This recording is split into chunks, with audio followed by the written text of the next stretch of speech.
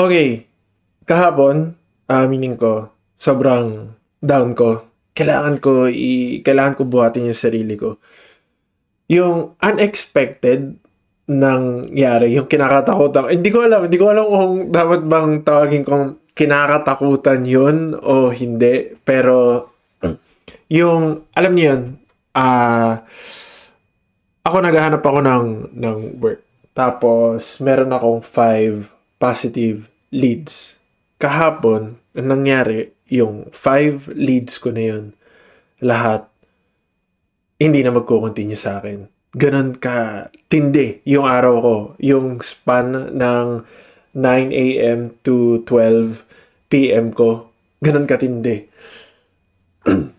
Ang bigat sa feeling, kailangan ko siyang itulog ng maaga.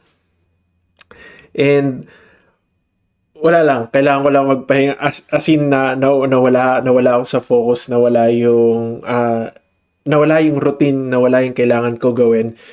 And yung kailangan ko gawin ngayon parang naiba. Hindi ko alam kung saan ako magi-start, hindi ko alam kung anong dapat kong gawin kasi parang naging back to zero ulit. Pero eto, one step at a time, kailangan natin muna gumawa ng video na to.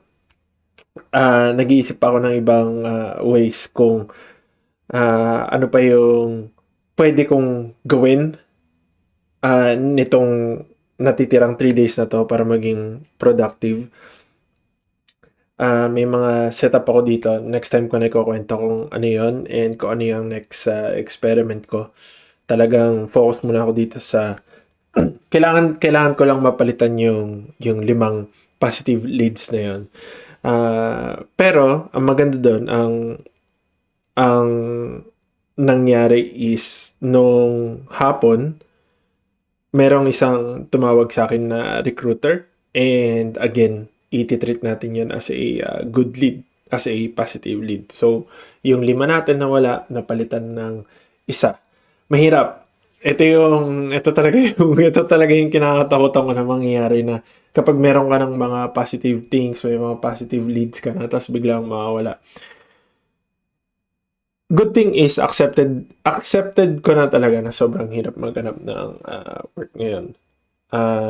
Sobrang hirap in a sense na like kahit yung iba kong friends na nahihirapan din at this point.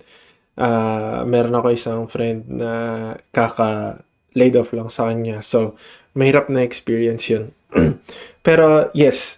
Quick update lang. Ito lang muna yung video ko ngayon kasi yun nga. nawala ako sa trail, sa path na kailangan kong gawin.